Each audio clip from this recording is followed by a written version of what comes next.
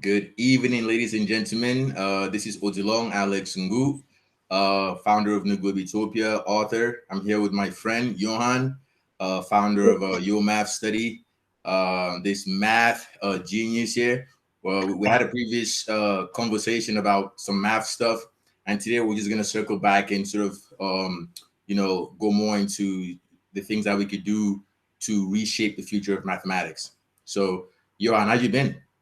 Man, I'm good, man. It's like I was saying before we started recording, it's been uh exhausting in a lot of ways that, we started back in person at the school that I'm at.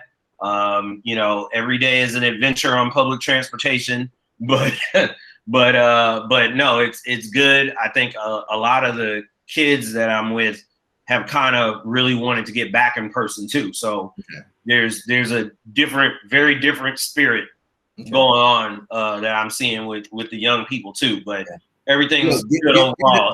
hey, Johan, give the audience a quick background because Johan is a teacher. He's a math teacher, Yeah, and he's been teaching math for over 2 decades. So he's not new to math. He's not new to education. So just give them a quick background of what you've been working on and what you're doing right now. 'Cause I know you're back in school now yeah, teaching mathematics. So yeah. give us a quick background. Yeah. So long story short, Yohan from Los Angeles, California. As Ngu said, I have my own kind of services under Yo Math Study, where Consulting service for math. say it again. Consulting service for mathematics. Consulting service. I kind of look at it as coaching, really anxiety coaching through math. Okay. It is tutoring if people need just straightforward tutoring and test prep, but a lot of my stance right now is heavy on mathematics because I myself went through a lot of math anxiety. I'm a lifelong learner. I love learning. I love to Yeah. learn. And I also grew up in, I would say, conditions where learning was either that or you think, I don't know who house you think you in, but you're going to have to learn something around here. You know what I'm saying? Like getting C's wasn't a good look, right? Exactly. But I do look at it as kind of a tragedy to triumph because I had a great teacher in college that really turned me around, and then that's when I started understanding a lot of the stuff that I didn't understand before.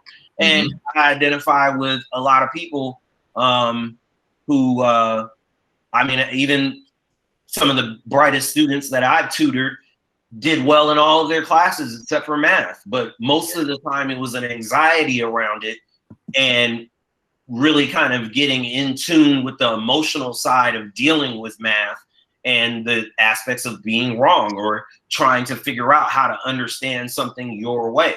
So, I started in college tutoring, and thanks to that teacher that got me to that path. And pretty much since then, I've seen a lot of people have obstacles in a lot of the same places, especially emotionally. And I was tutoring really kind of as something on the side, but the longer that I did it, the more that I kind of felt that this was really necessary, a necessary service and almost kind of a civic duty. So I'm Mm-hmm. really kind of Wow. really jumping out there because I really think that, the fact that I've seen this problem happen for so long that is fixable.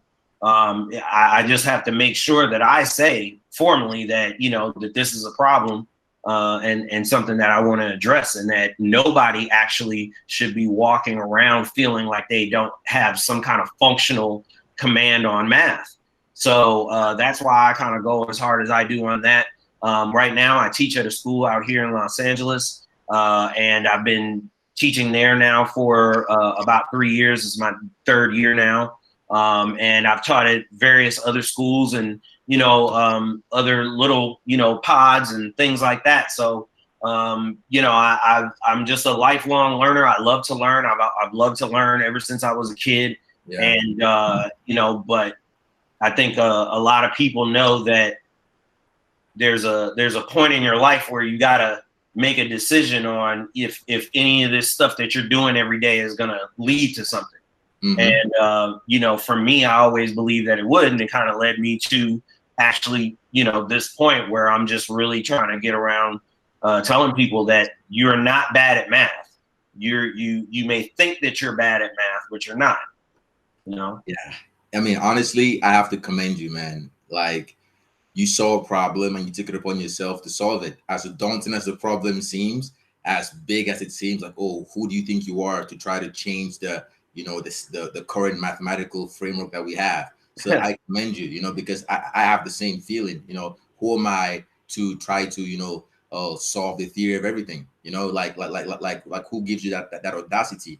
But here's what I was going to ask you, because our last conversation, you talked about the nuance in the nuance in the complexity of mathematics, right? So I would like to talk about that. Okay. Elaborate more, because that resonated with me so strongly, because I have an issue with the equal sign, right? Sure. And the equal sign is what deletes the nuances, right? Makes systems seem discrete and finite, right? And then you come in and you say, bro, the nuance is the vital part. So let's talk about that. Vital. So I'm teaching geometry this year, right? And I'm really happy about that, because in the space that we're in, I'm trying to, I never really learned proofs. When I learned geometry, and most people, even if they don't really like math, they'll like geometry. And because it has to do with shapes and all that other stuff. But that idea of the idea of proofs and having to have proof of something as a discipline in geometry to prove things is really important to have evidence, right? Correct. Even in geometry, there's the idea of undefined terms. But we talk about a point, a line, and a plane. I can describe to you what they are, but I can't really fully explain it all the way. I can only really give you the idea and the concept. You can only give me an incomplete definition, but not it can never be complete. It can never be complete, but I can just get as close as I can. And the idea that it says in the book is that you have a proof if that a person can understand it. And if they're able to think logically, that they're able to understand it, right? It's a very important skill of communication, right? And there are a lot of things that get lost in translation of it and all that, right? But even as an English major, because I'm an English major first, I never thought that I was going to be a math teacher, by the way. And when you communicate things, even in English, there's a nuance. There's an idea of something that also is underneath, or even when you're making an argument, we're doing that all the time, right? Now, the thing is that if you think of math as right or wrong, this or that, all of that stuff, then you're completely missing a lot of the nuance behind what's being presented in front of you on a problem. When I'm trying to explain to kids just today about, I mean, I'd have to kind of draw it, but when I'm trying to get them to understand the idea of a plane and these rules that you have to do, I had to tell them it's a lot like the law, right? And the law may say something that sometimes is very black and white, but then you will have these kind of very strange situations where, because these three dots look like they're in a row, they look like they're collinear, but there's no line drawn to show that they're collinear, so they're just three dots. So I could say that they're on the, like, just little things like that, that in terms of what is being presented in front of you and how to judge the nuance of the situation. What do I have? What do I not have? And that kind of reasoning is extremely important.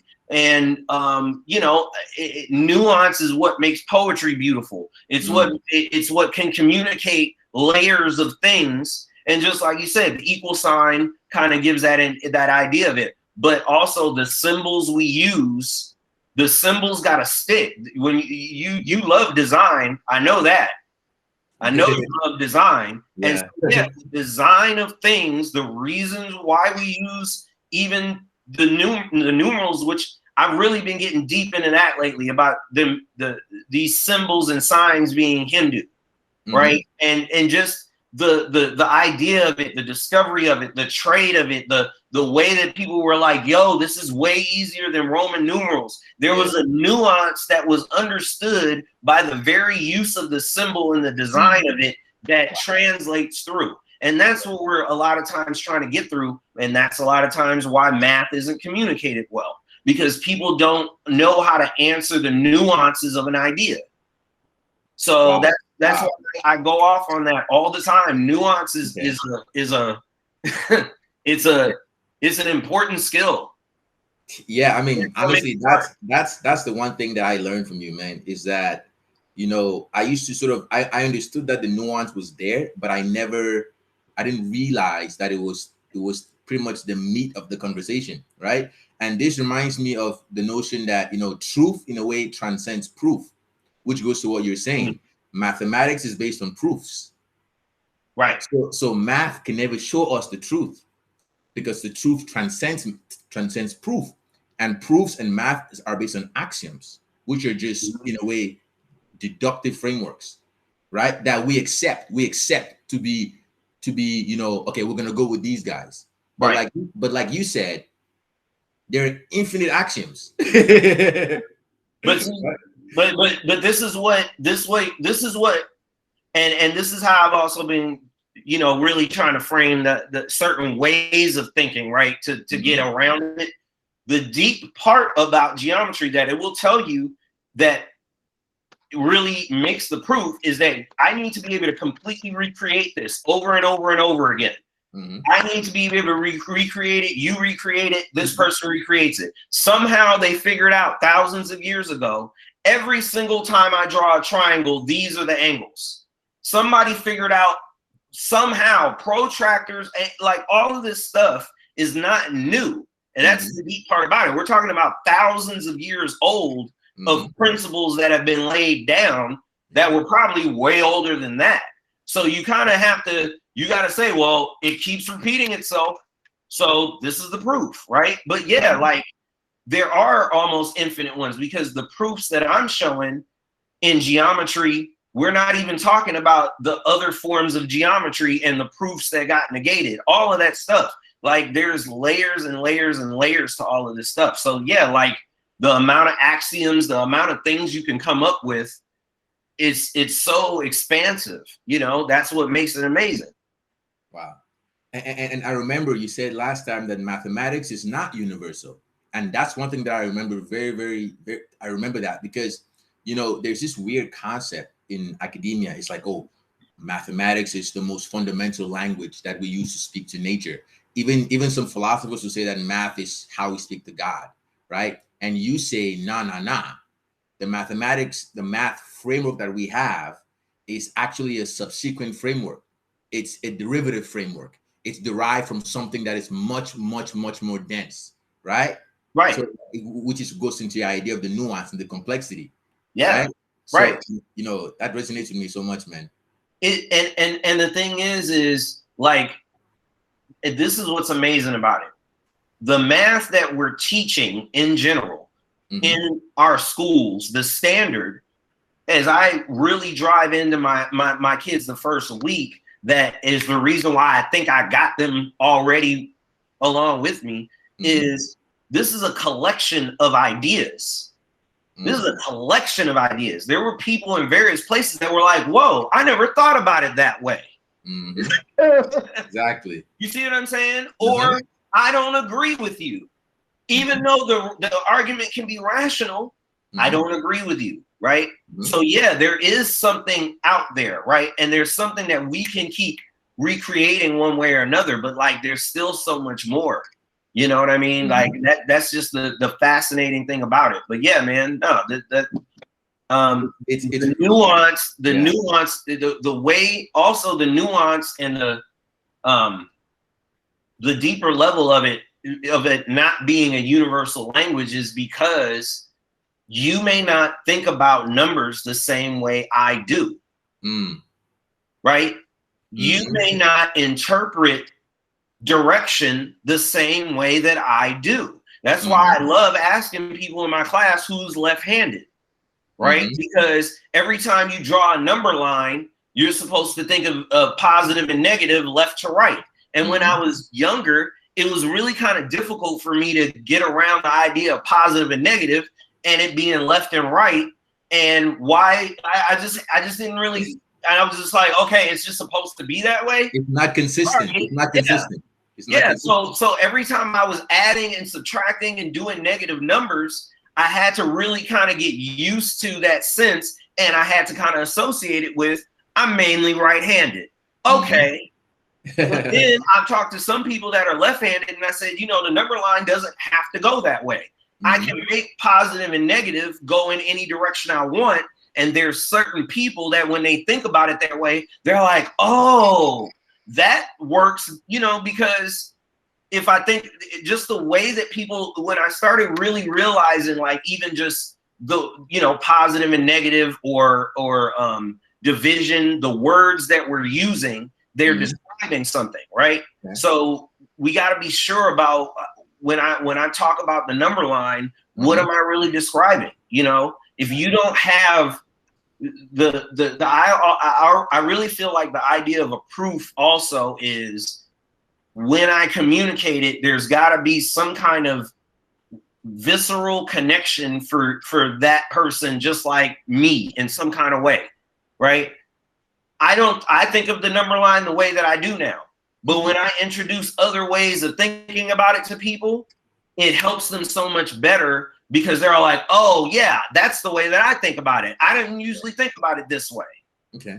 So that varying perspective is it's not a universal language, but we can get there. We can get as close as we can. We can try, right? Yeah. So, yeah. Wow. Okay. Yeah. That reminds me because I always looked at math as an elevator to floors of infinite things, of infinite different systems, right? And this goes back to another thing that I remember you said, mathematical thinking, and how you broke down how math really isn't as complex as the educators like to make it seem. They overcomplicate it to make it seem like they know more than the average person, which is what you said. So my question is, elaborate more into mathematical thinking, and then also touch on sort of, because you came up with a nice little symmetrical layout of plus minus, multiplication and division, and how we can use this to represent the whole of mathematics as a framework, because you can look at multiplication and addition as growing, but growing at different velocities. And you can measure, and you can look at subtraction and division as compressing at different rates. Subtraction is at a more discrete rate, and division is more at a more exponential rate.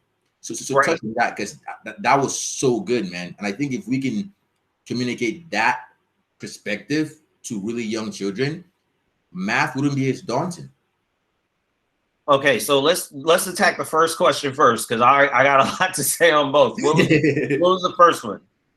Mathematical thinking. Mathematical thinking. What about it again? Elaborate on what you think has to be done for us to sort of reframe the way we perceive mathematics. Right. Okay, so mathematical thinking is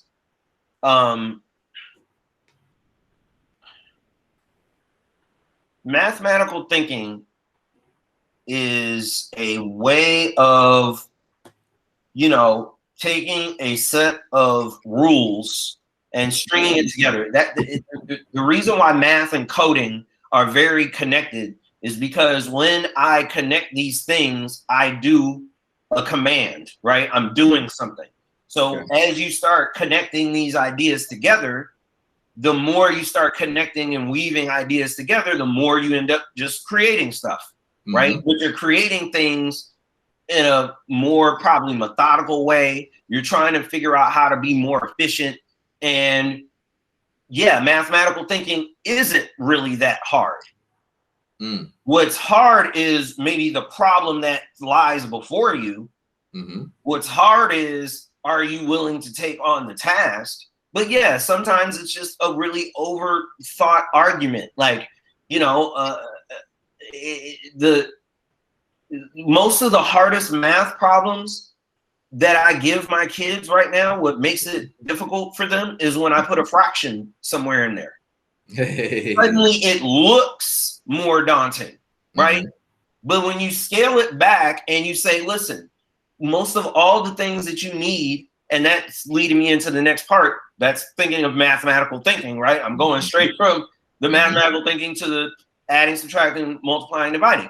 By the time you're about 8, 9 years old, you pretty much know all the rest of the stuff that you need to know to do the other levels of math. And what I like to go back to is, as I said earlier, and as I think of most ancient things, right? This would not have been so easy to do if it weren't somewhat easier to communicate. I don't believe that. I don't believe that something would be existing for this long if people further back with less things than us, with less paper, less calculators, less technology and everything, if there wasn't something core about it that could be translated. So that's why I really sat down and really thought about what am I doing and why, when people say, why am I doing this? Because they're asking a really core question. And some of those very core questions are actually kind of very simple. Some of them are very simple. Some of them are hard, and some of them just look hard. Some of it looks like a difficult problem. I think I might have told you, I don't think I told you on the last one, but I caught up with another kid that I had done some tutoring sessions with, right? And he was in college. And he said that, like, man, he had failed calculus a couple of times before they finally gave him a tutor, and he still passed, but he got kind of a C, right? So I just did a couple of sessions with him because I just wanted to kind of experiment once I kind of really got my mind around what it was that I was trying to get people to wrap their head around, right? Certain aspects, right? Yeah. I caught up with him about a month later, and he said that he was in one of his other math classes, and this guy was explaining something, and then he thought about it and didn't really thought about what he was saying, and he was like, "Oh, why didn't you just say that?" Yeah, like there's a lot of people that by making it look complex, it makes it intimidating. It weeds out the certain people, but then sometimes the simple things are hard enough. Yeah, I feel like things are hard enough. I feel like it's the complexity of the language being used to communicate the mathematics. It's not really the mathematics itself that's daunting. It's the language being used and all these ridiculous, over complicated way of explaining simple ideas.